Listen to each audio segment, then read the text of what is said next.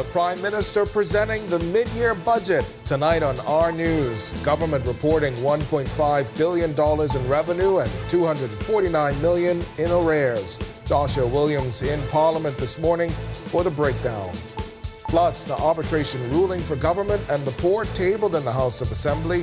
This as perspectives continue to pour in. The Central Grand Bahama MP, one of those voices. And could there soon be an end in sight for Bozine Town land dispute? After dragging on for years, the housing minister tabling a resolution approving the conveyance of the land. We've got the details straight ahead. Then in our news at 7:30, the opposition accusing government of spinning the rulings of that arbitration, calling it a sideshow that did not address the issues on the island. Our news live at 7 starts right now.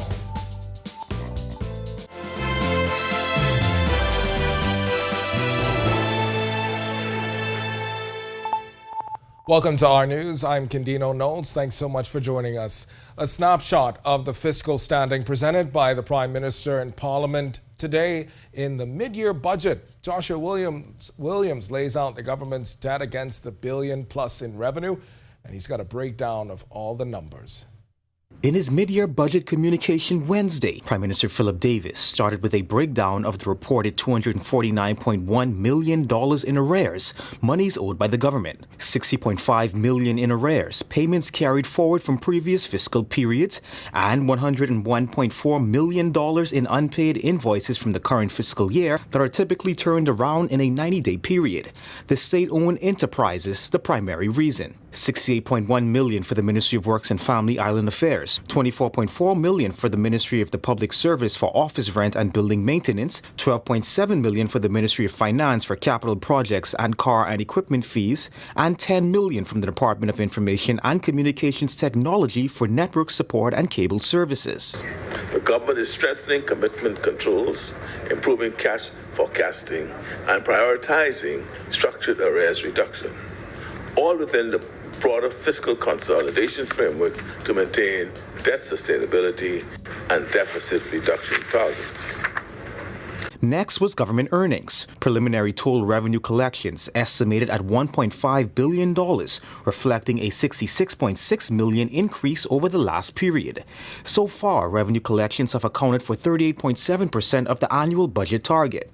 Tax revenue collections increased by $54.4 million and stood at $1.3 billion for the first 6 months of the fiscal year, representing 39% of the budget target. Value-added tax collections, accounting for 54.9% of tax revenues, totaling $739.1 million at the half-year mark. This represents growth of $76.1 million compared to same time for the previous year. That improvement has not been driven by higher rates, but by stronger compliance, more effective enforcement, and better administration across the tax system. Then there's total expenditure performance. Current expenditure for the period made up 48.1% of the budget target and amounts to $1.7 billion. Recurrent spending increased by $42.2 million year over year. Now, before giving his communication, the Prime Minister tabled that 139-page judgment by the tribunal in government's arbitration against the Grand Bahama Port Authority, calling it a great win for Grand Bahamians. Reporting for our news, I'm Joshua Williams. All right, thanks so much for that, Josh. Meanwhile, Prime Minister Philip Davis tabling the 139-page arbitration ruling between the government and Grand Bahama Port Authority in Parliament Wednesday, saying Bahamians should have the opportunity to review the decision for themselves. The partial award dismissed the government's $357 million reimbursement claim, but also confirmed the Port Authority remains obligated to make annual payments to the government through 2054. The tribunal also rejected GBPA's claim that it is Freeport's sole regulator while finding the government in breach over delays in approving environmental bylaws. The opposition has described the outcome as a failure for the government, but Prime Minister pushed back. When the Port Authority tells the nation, one, and the leader of the opposition echoes the Port Authority instead of standing with his own government, the Bahamian people are entitled to ask a simple question: whose side are you on? And the Prime Minister maintaining the decision brings important clarity for Grand Bahama, calling for a future built on accountability and partnership. In Grand Bahama, where decisions that shape daily life are taken in the open, accountable to the people, and grounded in the laws of this Parliament.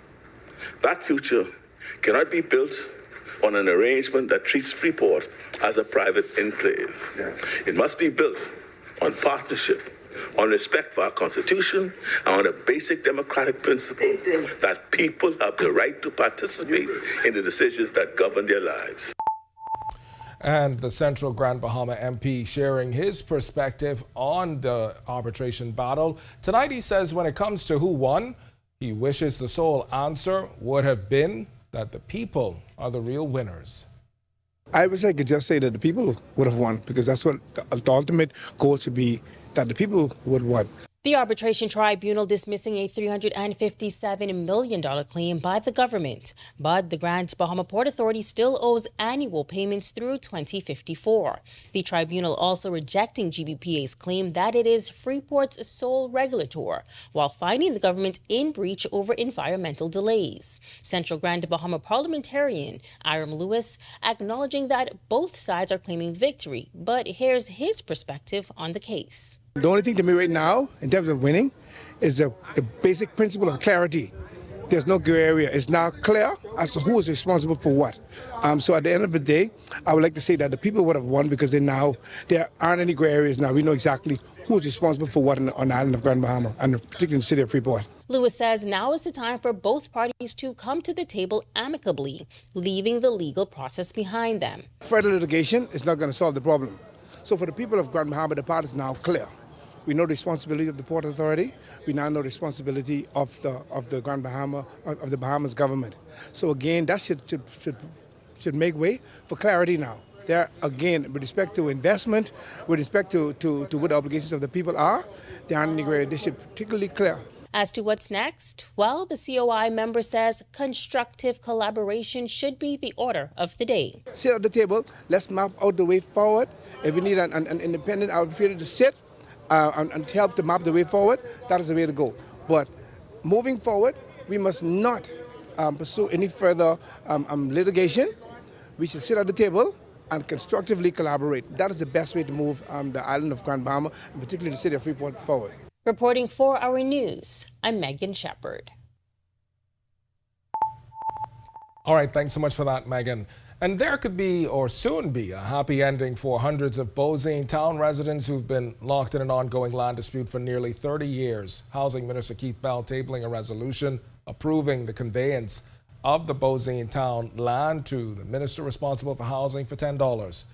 It's a situation that's dragged on in the courts for years. Dubbed the battle for Bozine town in the early 2000s, the controversy surrounding properties stretches as far back as 2004 when the Land Development Company, or Landco, claimed ownership. Landco eventually ordered area residents to vacate within 2 weeks, pay the company for the land, or face legal action.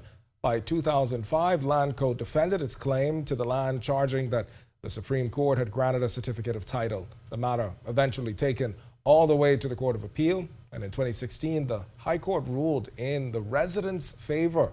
Over the years, successive governments have promised to resolve the matter. Well, Bell says the resolution is the first step in making that happen.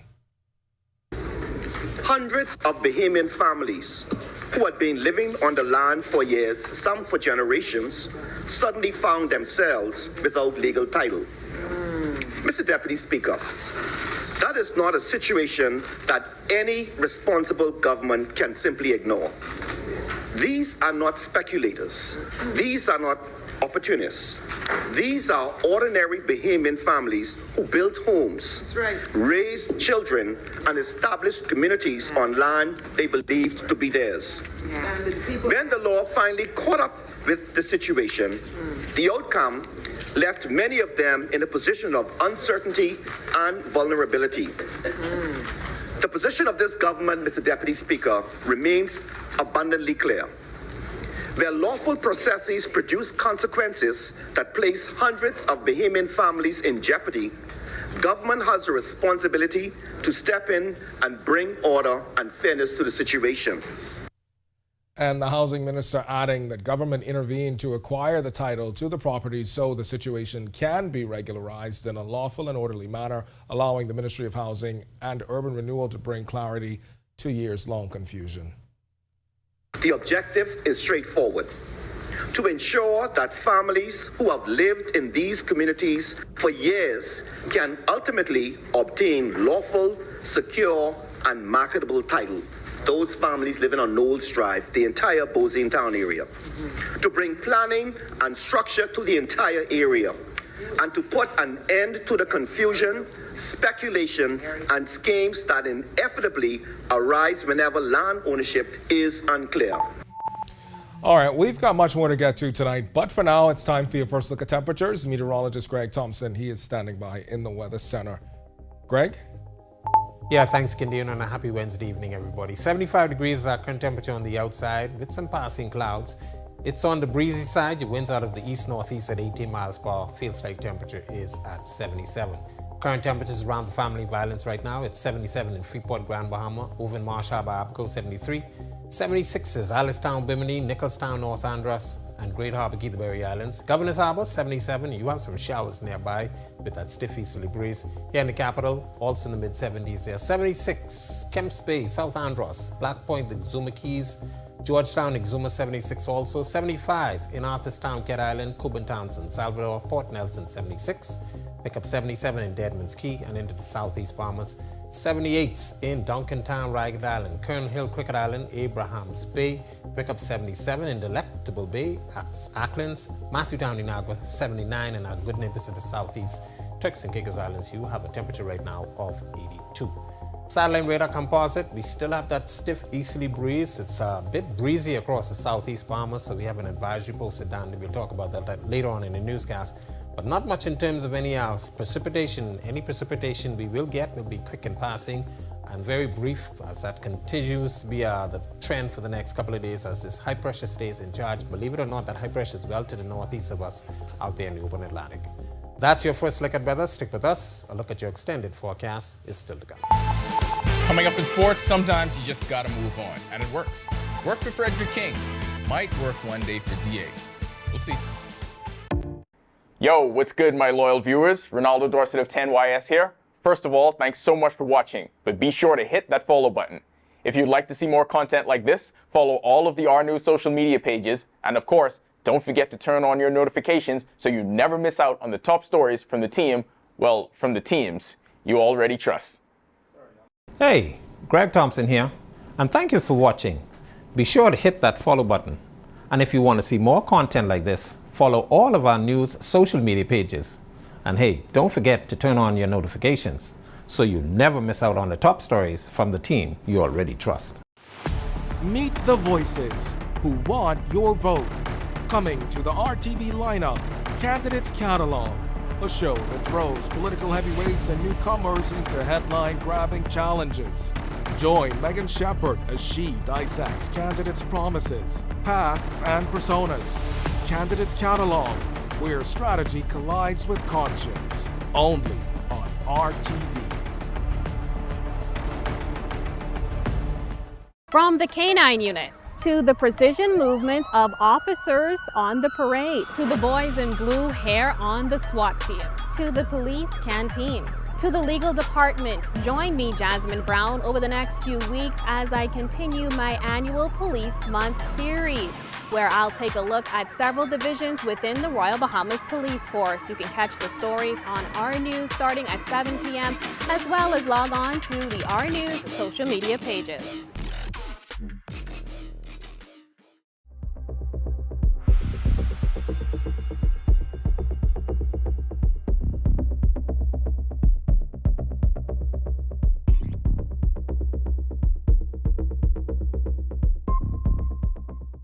For more than a century, the Royal Bahamas Police Force has been the face of law and order. Established in 1840 with only Welcome to Our Sports at 7, presented by 10th Year Seniors. I'm Ronaldo Dorset. Let's do show. If we're being completely honest about it, the Creighton years were miserable. But it's never too late to move on, never too late to find a new program, to flourish, and to earn a payday. Sometimes all it takes is 1 year. Frederick King had exactly that type of year. When head coach Ryan Miller brought King over to the Murray State Racers, it paid immediate dividends and produced several Missouri Valley Conference awards. His resume for this year reads like a valedictorian on graduation day. First team All-MVC, MVC All-Defensive Team, MVC Newcomer of the Year, and a member of the All-Newcomer team. DeAndre Ayton has been the most maligned player in the NBA over the past few weeks. The news cycle will pass, so will the attention of the social media trolls. The only option is to win. Ayton finished with 13 points on 6 for 8 shooting from the field, 8 rebounds and 2 blocks in his Los Angeles Lakers 110-101 win over the New Orleans Pelicans at Crypto Arena in LA. The Lakers overcame a fourth quarter deficit and an incredible 21 turnovers that nobody will get blamed for.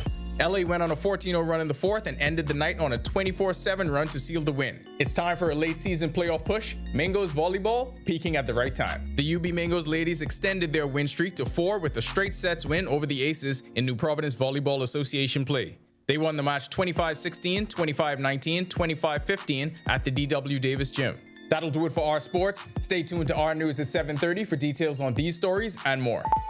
When our news comes back from the break, we turn our spotlight to stories making headlines across the world as Iraqi officials say they'll have to cut oil production if tankers cannot move. And the Sri Lankan Navy rescuing survivors from the U.S. attack on Iranian warships and recovers several bodies. And the Dominican Republic says it will build an economic wall on the border with Haiti. The story when Our News returns. It only takes a second for things to go wrong. Are you prepared? Don't become a statistic. Follow these simple rules. Leave early, obey road signs, wear seatbelts, invest in hands-free devices, and don't drink and drive. I'm Inspector Gerard Cum of the Royal Bahamas Police Force, reminding you that road safety is no accident.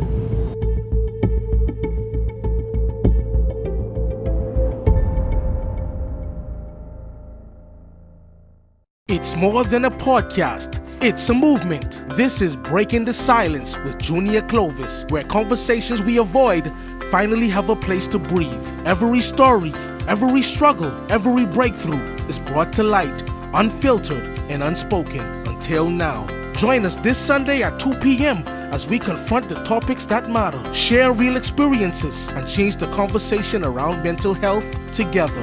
Watch, listen, break the silence. In what we do at Best Brew, it really doesn't end when the customer purchases our product. We offer specialty coffee, tea, spices, and brewing equipment. We do a lot of our orders via website. We actually have the mobile service and the phone service and the internet. So having business in a box really kind of brought everything together for us and helps us to be able to provide the customer services that we pride ourselves on.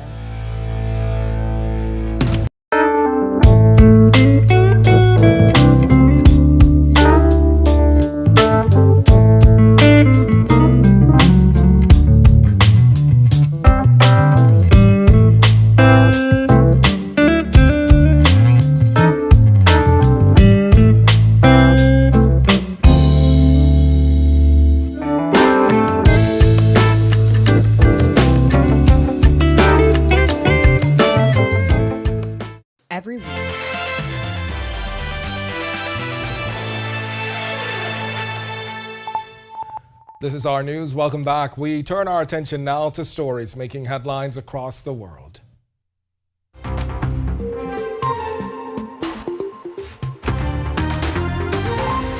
Iraq warning tonight it may be forced to slash oil production by more than 3 million barrels a day if tankers cannot move freely through the Strait of Hormuz.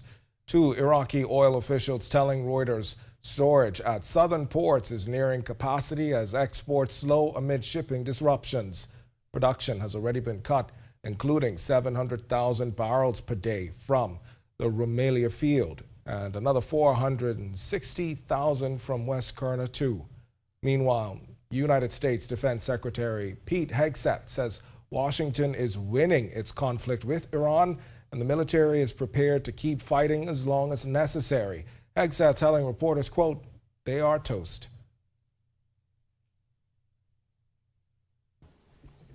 We are only 4 days into this, and the results have been incredible.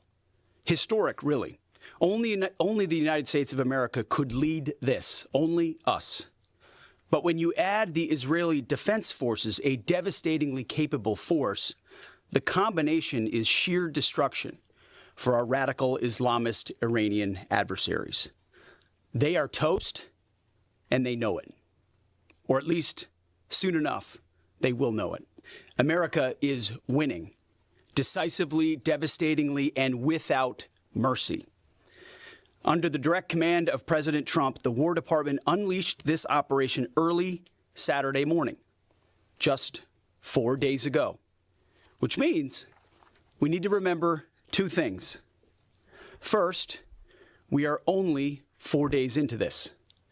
Metrics are shifting, dust is settling, and more forces are arriving. It's very early, and as President Trump has said, we will take all the time we need to make sure that we succeed.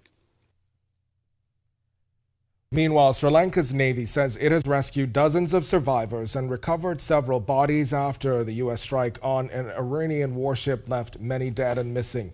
Navy spokesman Commander Boudica Sampath says search and rescue operation was launched after a distress call, with 32 people pulled from the water and taken to hospital. When rescue boats arrived, officials say they found little more than an oil slick at the scene. Sri Lanka's foreign minister telling Parliament about 180 people were believed to be on board the vessel. When we were carrying out search and rescue work, we were able to rescue a group of people who were in the sea. By talking to them, it became clear that they were from an Iranian ship and needed urgent medical attention. As of this time, we have been able to recover a few dead bodies. We suspect that the bodies are workers from this ship. And the Dominican Republic announcing a major border development plan aimed at boosting trade and curbing smuggling along the Haiti frontier. President Luis Abinader recently telling Congress his government will establish a network of dry ports along the border, calling it the most important logistics project ever conceived for the region. The project, backed by more than $300 million in private investment, will operate under a free trade zone regime. Abinader saying the country has already built a border wall for security and will now build what he describes as an economic wall to strengthen formal trade with Haiti and disrupt smuggling networks. Still to come in our news, today in history, find out interesting facts about the day that was March 4th. Then in our news at 7:30, Grand Bahamians sounding off after that arbitration decision, and the F&M leader accusing government of spinning the GBPA ruling. When our news returns. Every week, one show drives the national conversation. On the Record. We challenge the issues, ask the tough questions, and dig deeper.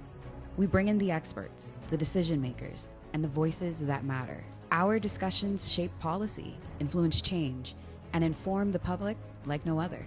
Join us every Thursday at 8 p.m. and again on Sunday at 8:30 p.m. Catch us streaming live on Facebook or catch up with your favorite episodes on our YouTube channel.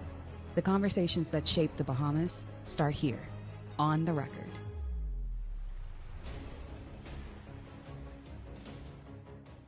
Conflict doesn't have to end in chaos.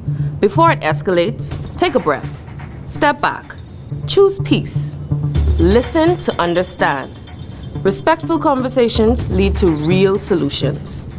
I am Sergeant 3599 Johnson of the Royal Bahamas Police Force, urging you, let's talk it out, not fight it out.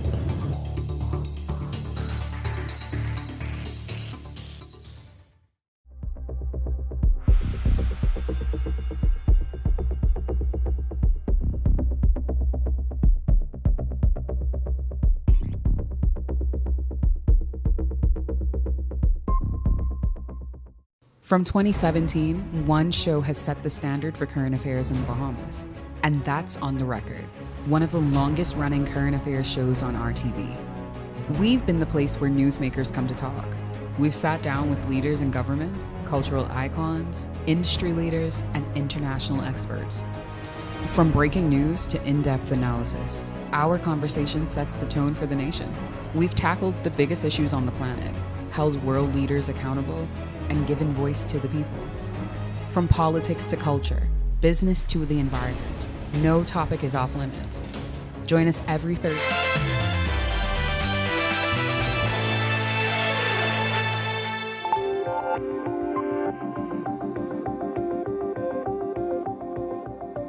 On this day in Bahamian history in 1990, Ariana Vanderpool Wallace was born in Nassau.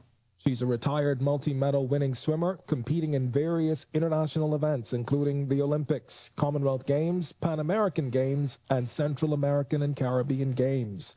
Notably, she clinched 4 gold medals at the Central American and Caribbean Games in 2010 and a silver at the Commonwealth Games in 2014. In 2015, she secured gold and bronze at the Pan American Games. Vanderpool Wallace retired from professional swimming on June 7, 2015. And in 2017, a fire in the mud community in Abaco led to major destruction. Police told our news that more than 40 homes were destroyed and nearly 100 people were left homeless. It is the second inferno residents of the community had to battle with in just over a month. Police say it was shortly after 1 this morning when they received reports of the fire. When they arrived on the scene with firefighters and other volunteers, the massive blaze was quickly spreading throughout the community, aided by the strong winds, which proved a challenge for firefighters. All right, if you want to watch that historical recap again and for all of today's top stories, you can visit ournews.bs. That's going to do it for us in News at 7 Up now. Atalia Hall Thomas with the latest headlines. Happy Hump Day, Atalia. Happy Hump Day, Candino. It's starting to roll off my tongue yes. now. Atalia Hall Thomas. I got yes. it. I got it. Hopefully it's not too hard for the audience. Well, coming up, the Senate President visits a local institution on the island and hear why she says it's all about giving back. Stay with us. Here are your latest headlines. First tonight on our news, live at 7:30, a bitter dispute over payment under the Hawksbill Creek Agreement ends in a landmark arbitration ruling. Reactions on Grand Bahama remain mixed, and arbitration brings no real change to Freeport. Those words coming from the Grand Bahama Chamber of Commerce president, as he says the city remains in the same predicament it's faced for decades.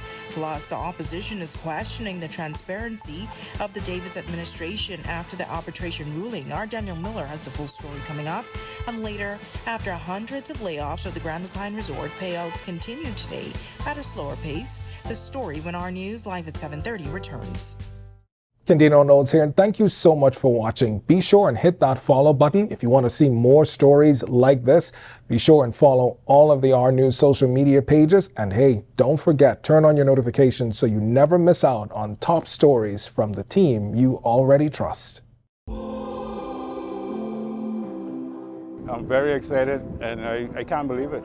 It's it's a dream come true. When she did call me yesterday about it, I didn't know what to believe. Thanks to Mr. Coleman and this whole staff for what they do, and making sure the customers are taken care of, making sure we enjoy the gaming they do give to us. Chances is the great house to play, even down to the staff, is perfect. They're going to Marvel. Somewhere's Plaza, got it going on, yeah. Somewhere's Plaza, one-stop shopping is here. In the family, community, who needs Southwest Plaza, come shop with us.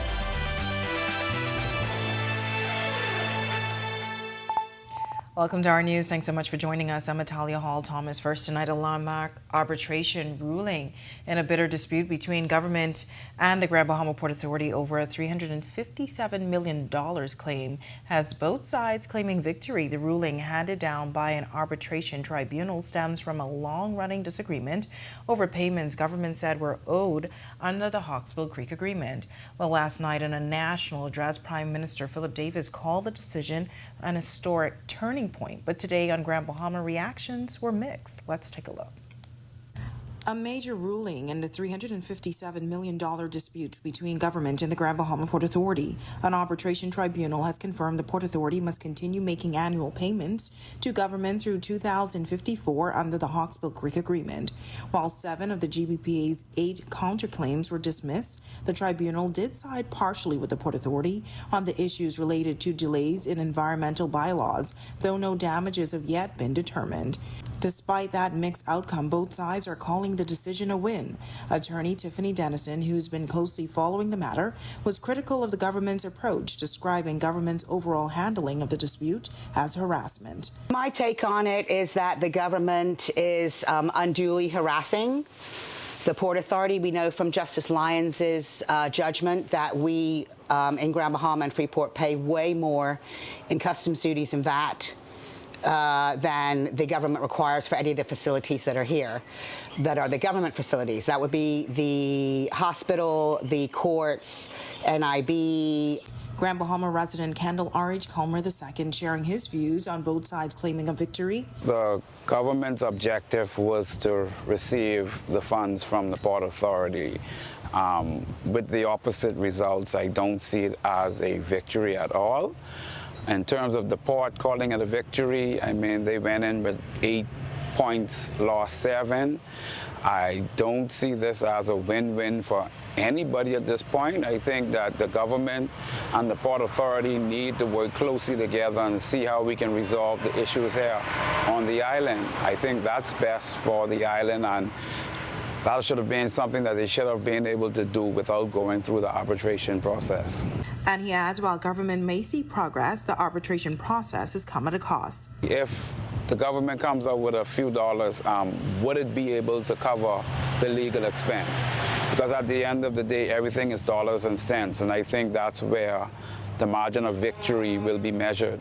Meanwhile, Grand Bahama entrepreneur C. Allen Johnson believes neither side can claim a clear win. The winner in this is the licensees and the Bahamian public, not just on Grand Bahama, but across the entire Bahamas. Because we now have clarity on 8 issues that has existed and has been demanded clarity.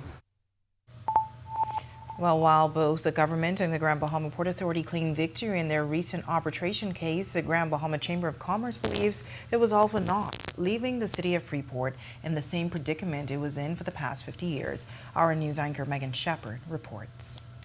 So to me, at the end of the day, we really went through a lot of time and a lot of expenditure and a lot of uncertainty for what is essentially minuscule gain on both sides of the equation.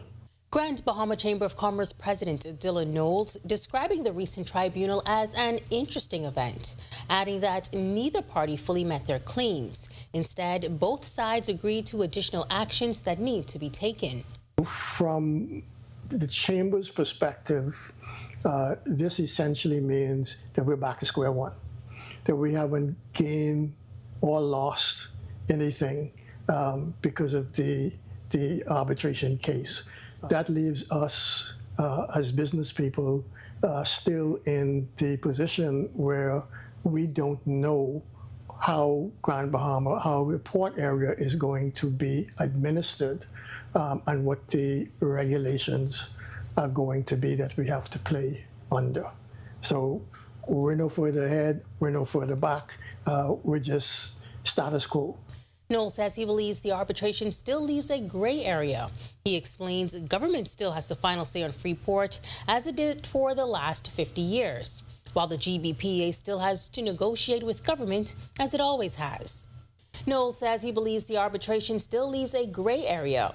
He explains government still has the final say on Freeport, as it did for the last 50 years, while the GBPA still has to negotiate with government, as it always has. He adds the Chamber continues to call on both parties to work together for the good of Freeport. Until that is done, there's always going to be the ambiguity of can the Port Authority approve something and then the government disapprove of it? Technically, yes, according to this ruling. Legally, yes. So where does that put investors? It continues the 50-year problem of not quite knowing what to expect as an investor when you come and approach Freeport for an investment. I asked Knowles if he believes both parties would be able to do just that. Do you have a crystal ball? I really don't know the answer to that. If they both act as grown-ups, they will do what is in the best interest of Grand Bahama and by extension, the Bahamas. But I really can't predict how this will play out. As for what he thinks the best outcome would have been, one not before the tribunal, imposing a requirement for both to collaborate on a new regulatory and administrative regime. Reporting for Our News, I'm Megan Shepard. All right, thanks so much for that, Megan. Meanwhile, the opposition leader is accusing the Davis administration of deceiving the public about the outcome of the arbitration. Our Daniel Miller reports. The results of the arbitration hailed as victory for both the government and the Grand Bahama Port Authority. The opposition also chiming in. F&M leader Michael Pintard says the PLP is in spin mode. The government's fight with the Port Authority has been a sideshow that's not constructive in the way it was approached. And as far as we know, the claim the government submitted has been dismissed. So everything else about the arbitration pretty much is blah, blah, blah, blah, blah. A bold assertion made by opposition leader Pintard outside the House of Assembly on Wednesday morning, seemingly calling the Prime Minister Philip Davis's national address smoke and mirrors. The nationwide broadcast aired on Tuesday night, just hours after the news of the arbitration ruling went public. In his address, Davis advised, "This is a historic turning. It's about fairness." However, Pintard says the Prime Minister's words are rhetoric. The issues in Grand Bahama remain the same before and after the address. He emphasized the persistent challenges facing the island, including the Grand Lucayan saga, the airport, and the ongoing difficulties that afflict Grand Bahama's healthcare system. It's still true that the hospital does not have enough medication in Grand Bahama. The hospital does not have enough diagnostic equipment. We still don't have a solution for the morgue in Grand Bahama or how they dispose of bio-waste. Pintard says that the government's belief in a victory is nonsense and posed this challenge to the Davis administration. The government needs to refocus on the critical issues that are affecting the lives of Grand Bahamians and find a constructive way to engage with all stakeholders. Reporting for Our News, I'm Danielle Miller. All right, thanks so much for that, Danielle. Well, it was a much quieter scene at the Grand Lucayan Resort today as the severance process continued. When our news team visited the property, only a small group was gathered, and the severance payout process appeared to be moving slowly. We were also asked to move from the area where employees were seated. Now, this comes just days after hundreds of workers were made redundant as a part of government's redevelopment plan. While line staff and supervisors received payments on Friday, some managers claim they did not. However, an email sent on Monday, March 2nd advised that due to circumstances beyond the company's control, the severance exercise would resume today, March 4th, with distribution times to be confirmed. Now, officials say the move clears the way for the redevelopment of the hotel property. Switching gears now, a date has been set for the Free National Movement's candidate launch for the upcoming general election. According to the party's leader, Michael Pintard, the rollout is scheduled for March 21st. Pintard's announcement came today just before entering the House of Assembly. It comes a week after the party's candidate for Mount Moriah, Marvin Dames, made headlines for his business partner allegedly being arrested in Florida for drug trafficking. Dames has denied any involvement in the matter. This news sparked rumors about the party potentially rescinding Dames' candidacy. Pintard responded to those allegations. We don't answer rumors from paid political mercenaries. Well, some also say that Long Island Member of Parliament Adrian Gibson is also allegedly considering a run as an independent, joining a growing list of F&M members who have chosen not to contest under the party's name. This list includes former party leader and Prime Minister Dr. Hubert Minnis.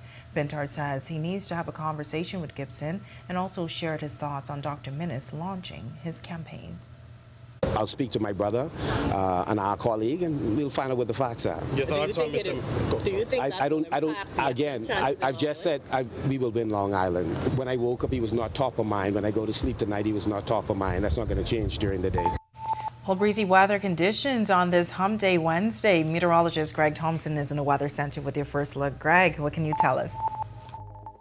Yeah, thanks, Natalia, and a happy Wednesday evening, everybody. Breezy conditions on the outside, temperatures in the mid-70s, 75 degrees is our current temperature. Your winds are out of the east-northeast at 18 miles per hour. Feels like temperature is at 77. Satellite radar composite, that high-pressure system well to the northeast of the Bahamas, still in charge of our weather pattern. It's continuing to keep us in that easterly flow. Those winds are anywhere from 15 to 25 knots, much stronger across the southeast Bahamas. That's where we expect 15 to 25 knot winds. Mainly across the central and northwest Bahamas, your winds will be around 15 to 20. That will bring in some spotty showers across our area. That high will stay with us for the next several days as we continue to enjoy some nice breezy conditions. We do expect an upper level disturbance to move near us by Saturday, Sunday time frame. That could increase our shower chances. We'll talk about that later on in the newscast. That's a quick check on conditions around the islands. Stick with us. A look at your extended forecast is still to come. Still to come in our news, a man dismissed for removing copper from Princess Keys has had his termination upheld by the Court of Appeal, and later 7th and 8th graders got a special treat as the Senate president visited their classrooms, reading to students and reflecting on her own school days. That's all coming up when our news returns.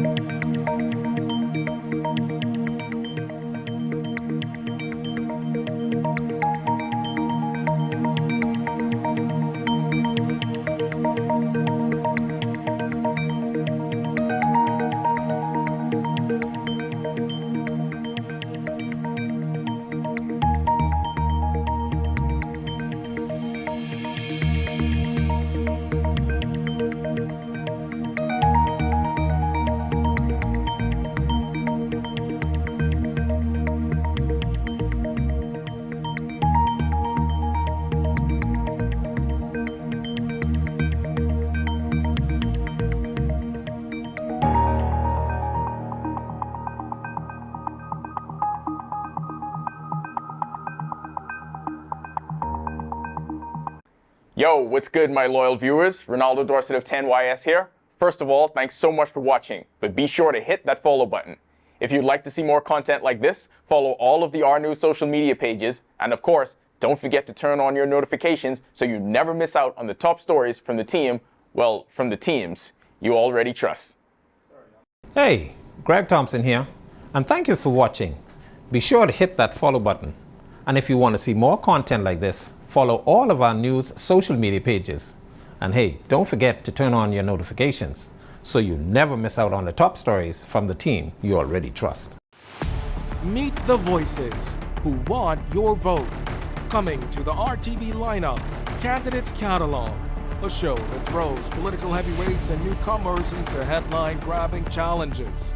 Join Megan Shepard as she dissects candidates' promises, pasts, and personas. Candidates Catalog, where strategy collides with conscience. Only on RTV.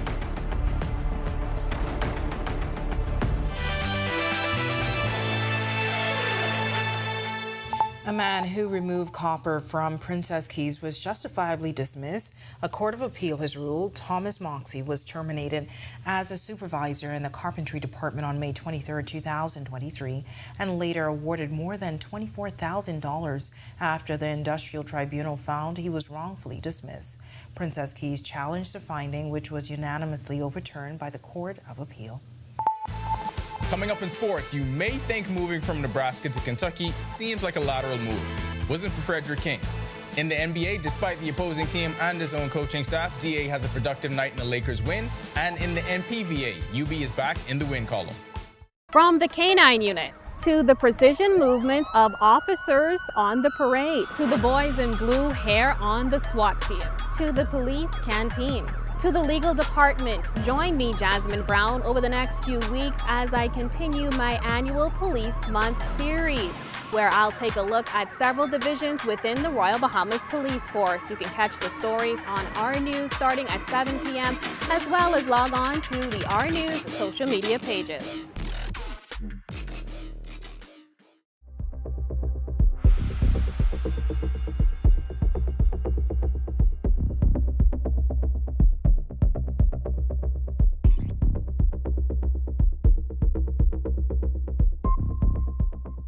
For more than a century, the Royal Bahamas Police Force has been the face of law and order. Established in 1840 with only 16 men, it's become one of the largest law enforcement agencies in the country, employing hundreds of police officers. They've not only fought crime, but also built safer communities. And this March, in honor of Police Month, join me, Jasmine Brown, every week as we introduce you to the brave men and women who risk their lives every day to keep us safe. It only takes a second for things to go wrong. Are you prepared? Don't become a statistic. Follow these simple rules. Leave early, obey road signs, wear seatbelts, invest in hands-free devices, and don't drink and drive. I'm Inspector Gerard Cum of the Royal Bahamas Police Force, reminding you that road safety is no accident.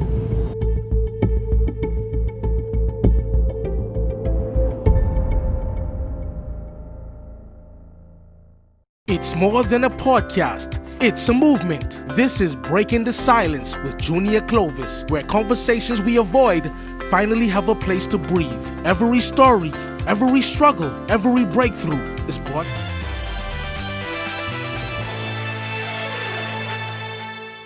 Welcome to Our Sports, presented by 10th year seniors. I'm Ronaldo Dorset. Let's do show.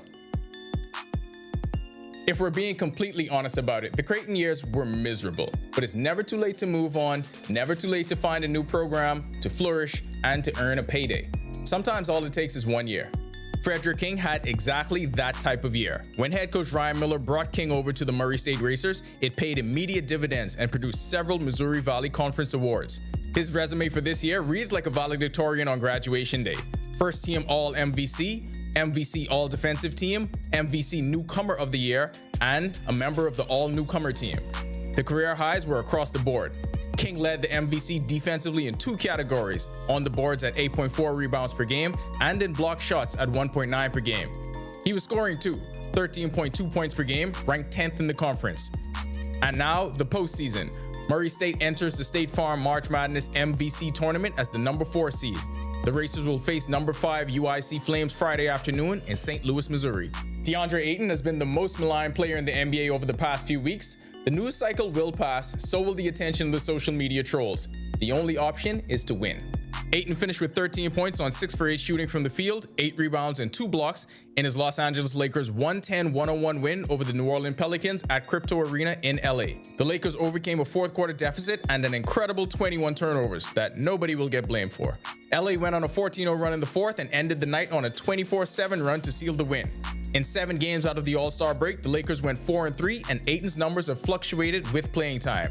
It's been 10 points and 7.5 boards per game in 25 minutes per game, including 5 of those where he played less than 25 minutes. The Lakers still lead the Pacific at 37-24 and have won their last 3, headed into Thursday night's matchup against Nikola Jokic and the Denver Nuggets. It's time for a late season playoff push. Mangos volleyball peaking at the right time. The UB Mangos ladies extended their win streak to 4 with a straight sets win over the Aces in New Providence Volleyball Association play. They won the match 25-16, 25-19, 25-15 at the D.W. Davis Gym. UB set the tone early in the opening set, and after the Aces came within 3, the Mangos closed on a run of 6 unanswered points. The second set followed a similar script. UB again jumped out front, the gap closed, but they again extended the lead late to take the set. In the third, the Mangos went up by 11 early and were never threatened. They face a tougher test when they take off the second-place Lady Warhawks Friday at 7:30. That'll do it for our sports. This is 10YS, so every platform, every basketball fan on social media falls into mob mentality and has piled on DeAndre Ayton. Just a reminder, guys, we don't have to. We can absolutely just root for the name on the back of the jersey. And we will. Still ahead in our news tonight, 7th and 8th graders got a special treat as the Senate president visited their classrooms. She tells our news team that giving back is what makes her journey worthwhile. And Greg is back with your extended weather when our news returns. Stay with us. In what we do at Best Brew, it really doesn't end when the customer purchases our product. We offer specialty coffee, tea, spices, and brewing equipment. We do a lot of our orders via website. We actually have the mobile service and the phone service and the internet. So having business in a box really kind of brought everything together for us and helps us to be able to provide the customer services that we pride ourselves on. Every week, one show drives the national conversation. On the record, we challenge the issues, ask the tough questions, and dig deeper. We bring in the experts, the decision makers, and the voices that matter. Our discussions shape policy, influence change, and inform the public like no other. Join us every Thursday at 8 p.m. and again on Sunday at 8:30 p.m. Catch us streaming live on Facebook or catch up with your favorite episodes on our YouTube channel. The conversations that shape the Bahamas start here, on the record.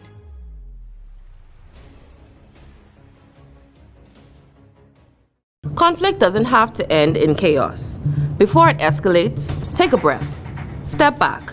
Choose peace. Listen to understand. Respectful conversations lead to real solutions. I am Sergeant 3599 Johnson of the Royal Bahamas Police Force, urging you, let's talk it out, not fight it out.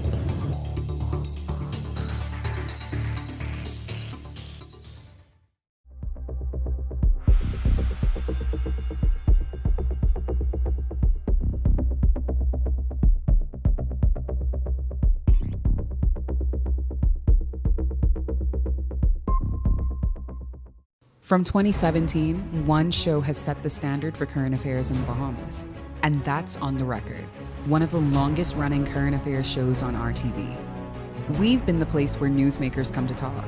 We've sat down with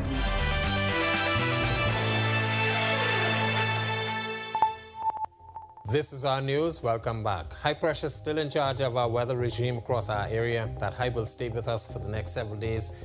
It's actually set it up well out there in the northeast Atlantic, but it extends a ridge all the way across us and into the Gulf of Mexico. That stiff easterly breeze associated with the high with the tight pressure gradient will continue to bring some moisture across the area. So we look for some quick passing showers. They will be brief in passing, but we can't rule out one or two of those. By the end of the week and into the weekend, we expect a disturbance to be moving out of the Gulf of Mexico and the Western Caribbean. That should bring us an increased chances for some showers across our area, especially across the northwest and central Bahamas as our system continues to pull towards the north. But the high will keep most of the storm systems well to the north across the United States and should not affect us during that time frame. Future forecast showing the moisture associated with that stiff easterly breeze, most of it moving into the Gulf of Mexico, but we still have a couple of spotty showers moving into our area by Thursday. Friday, notice that moisture moving up out of the Gulf, the Western Caribbean actually, that should bring us those increased chances for showers by the end of the week. Northwest Bahamas, if you plan on doing any boating, and the central Bahamas, caution flag for you still there. Risk of rip currents still elevated. Your winds will be easterly at 15 to 20 knots.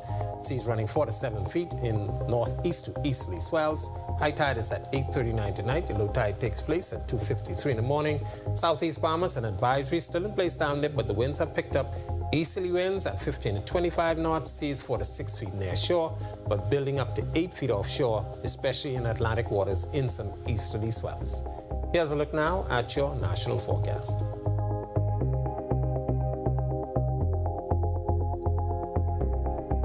In the extended forecast, we'll keep those quick passing showers in the forecast. Thursday and Friday, temperatures will stay in the 80s, low 80s actually, nighttime temperatures in the low 70s. And then we remember Saturday, before you go to bed, daylight saving time comes in effect. You're gonna advance your clock 1 hour before you go to bed. You're gonna lose an hour of sleep, but that's not gonna affect the weather. It should be pretty nice by the early part of next week. That's a look at our weather. Make it a safe night, everybody. Well, 7th and 8th grade students at Bahamas Academy getting a treat this week as they got to meet Senate President Lachelle Adderley, who read to them for a few minutes before classes. And while she holds a top parliamentary post, Adderley once walked the halls of the Academy as a student along her journey. She tells our news giving back is what makes it all worth it. It's very important that children develop a love for reading because reading expands their mind and it takes them places in the world where they perhaps will never have the opportunity to go. It also matures the mind. It makes them more of a responsible adult and it enhances their analytical skills, their comprehensive skills. And reading is just one of the most important hobbies and tools to develop. And so I just wanted to stop by today to share my love for reading, my love for literacy, and to encourage them. Adderley also donating $1,000 to the institution. School principal Dr. LaVonda Smith says the funds will be put to good use. At Bahamas Academy, we emphasize literacy because, you know, literacy forms the foundation of education, and we wish for our students to be successful. And the donation will go a long way for our library as we continue to enhance the literacy skills of our students here at Bahamas Academy. All right, such a great effort. And with that, we thank you so much for joining us for our news tonight on behalf of the entire team. I'm Natalia Hall-Thomas. We'll see you tomorrow night. Have a great evening.